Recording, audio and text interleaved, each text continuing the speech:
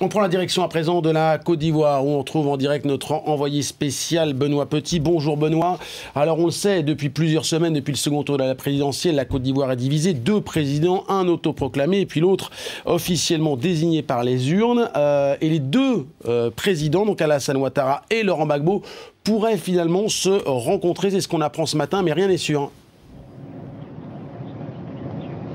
Non, effectivement, c'est une annonce qui a été faite par le président le président kényan, le Premier ministre kényan, qui annonce donc que les deux hommes, les deux ennemis jurés, le président Laurent Gbagbo, toujours installé au pouvoir, et le président Alassane Ouattara, puisque les deux utilisent le terme, pourraient se rencontrer. Ça, c'est une annonce qui a d'ores et déjà été démentie, semble-t-il, par le camp Ouattara. Alors, bien sûr, la première réaction lorsqu'on a appris cette rencontre annoncée, ce face-à-face, alors que les deux hommes jusqu'à présent s'invectivaient de loin, c'était un soulagement, une première avancée importante alors que la situation paraissait bloquée. Mais finalement, à y regarder de plus près, on se dit qu'on est retourné dans ce processus d'ultimatum, de menaces, de contre-vérité et de communiqués envoyés par les deux camps. Alors, on ne sait pas bien où va la situation, il faut bien le dire. On s'attendait à de nouveaux pas, c'est ce que promettait le président de la CEDEAO, Jonathan Goodluck, de nouveaux pas pour mardi, c'était ses termes, et la rencontre aurait été une avancée de géant,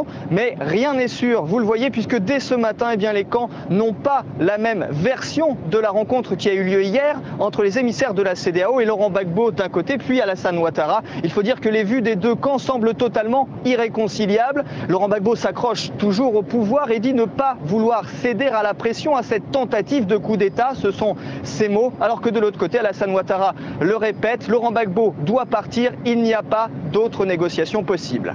Merci beaucoup Benoît, merci également à Clément Dalmar. On l'a compris, une situation très compliquée et donc pour l'instant le camp Ouattara dément tout projet de rencontre avec Laurent Gbagbo. On va suivre bien sûr tout ça attentivement.